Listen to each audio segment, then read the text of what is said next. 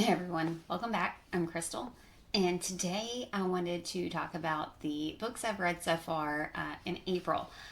I read a total of 6 books. Two of those I did DNF, but the rest of them I think were pretty good reads so far. So April's starting off pretty strong.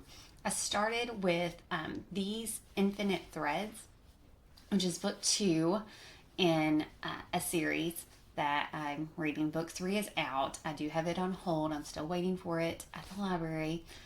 And it is about basically the long lost queen of the jinns and humans. And there's a little bit of a love triangle. I don't want to get too much into it because it would do lots of spoilers and it would spoil like the first book, and I don't want to do that. But I'm loving this series. It's definitely book 2 I liked even better than book 1. I thought it really had more like character development in this one. So, and the characters just each became more and more unique, and it was quite the page turner. So, very interested to see what happens in book 3. And then next, I ended up reading a rom com. It's The Fake Mate, and it was pretty cute. So you have two doctors, they're both werewolves, and they each need basically like a fake mate. You have our heroine, she is really tired of her grandmother just like constantly setting her up on these blind dates. And so she has this person that she knows that's also a shifter. He's a doctor. And as she's on the phone with her grandmother, she's just like, oh, yeah, I'm dating somebody. So don't need, any more fake blind dates, please, please. And so she asks him, she's like, hey, can you please just pretend to be like my boyfriend and just get my grandmother off my back? I'm really sorry to drag you into this because at this point they don't know each other at all. And he's like, well, yeah, because the hospital board is threatening to basically fire him for not disclosing like his status. And so he needs a fake mate. And so he's like, you pretend to be my mate and that'll get the hospital board off my back. It was just super just cute and funny. I really liked these characters and I liked the hospital setting and just absolutely adorable. Really enjoyed it. I gave it 4 stars. It was a really solid 4-star read. And then I read Spells for Forgetting.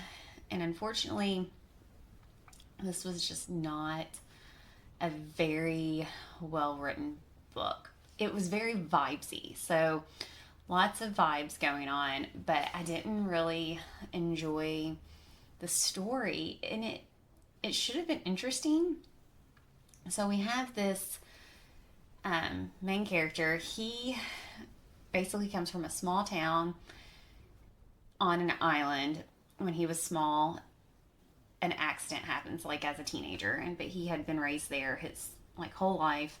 He turns 18 and an unfortunate incident happens. They have like the orchard that burns down, and they have this young girl who he's friends with.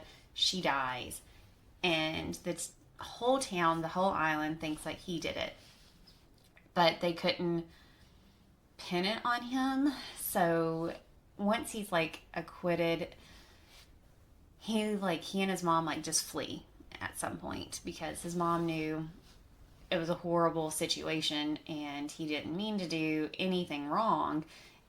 And she's like, he didn't murder this person, but like the whole town, no matter what, they just think he got away with murder. So he flees. He comes back 8 years later because his mom's now died, and her last wish was to be buried in her hometown, to go back to the island.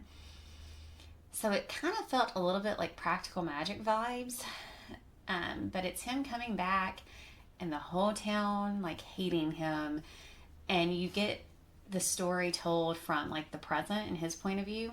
Then you also get like the past, but the past is also, it's not just his point of view. If we had just stuck with like him and then like the one other character, which is like his love interest, which was his girlfriend that he had to leave and he couldn't talk to her or anything, if it had just kept like the two of them, it would have been fine.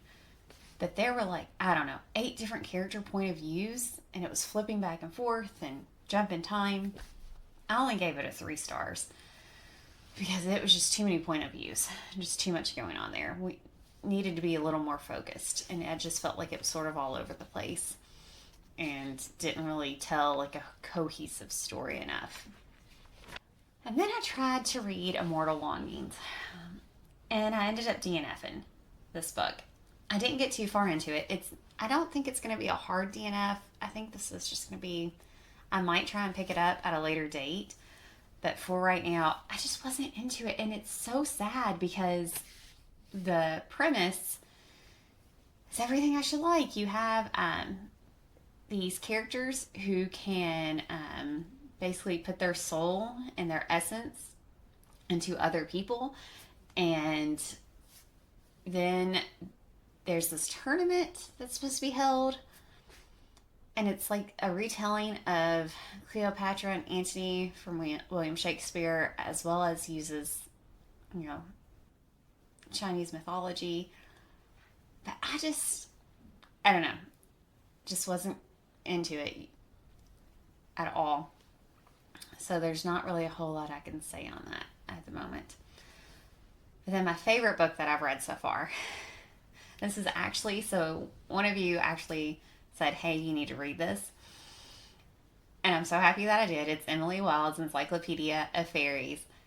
It was so good, and it was so cute. We have Emily Wilde. She's a character. But she is building this encyclopedia of fairies. And she goes to this remote, cold place. And it's also an island. And she is documenting this isolated group of fae that's there. So she gets to know the townspeople, and she automatically gets off on the wrong foot. Like, they're not really liking her. She accidentally offends them. I loved her character so much. And while she's there, her academic rival, and I say it like that because he doesn't see himself as her academic rival. He thinks that they're friends, and he sees her as like just a great colleague and partner. But she's like, why does everyone love him? Why is he so, I don't want to say good at everything, but he is kind of good at everything. But they have like each their strengths and their weaknesses. And where she is not really a people person, he is. And so that helps her out because they join together to actually help out the town, who are not on good terms with the Fae. There's lots of problems happening. As well as completing her encyclopedia. It's a cute love story too between the two of them as they fall for each other, which he has fallen first. Like, he's so totally in love with her from the very beginning, and she's just kind of oblivious. She's sort of oblivious from her own feelings too, which I thought was so cute, and I loved it a lot. I have the second book. I've already picked it up from the library, so I plan on reading it this coming week, and I'm so excited for it. And then the last book that I tried to read in April so far was The Idea of You, because I was like, oh, that's a cute, like, it's a woman. She's about to be 40. She falls in love with a pop star. I thought it was going to be like just a cute little romantic, like maybe, I don't know. It was very much Harry Styles fanfic, and I'm not into that at all. It wasn't even, I didn't feel like it was written all that well either. And I got to the halfway point and was like, I'm not liking this at all. So I quit reading it.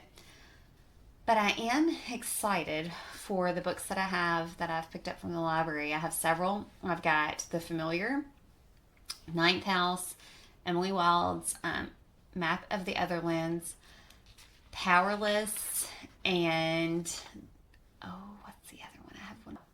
And The Wicked King. That's the other one. So I have all of those books to keep me busy over the next week. That'll be, some of those will be in my next video, because I don't think I'll be able to read all of them in a week, but we'll see. But always, thanks for watching, and I'll see you in the next video.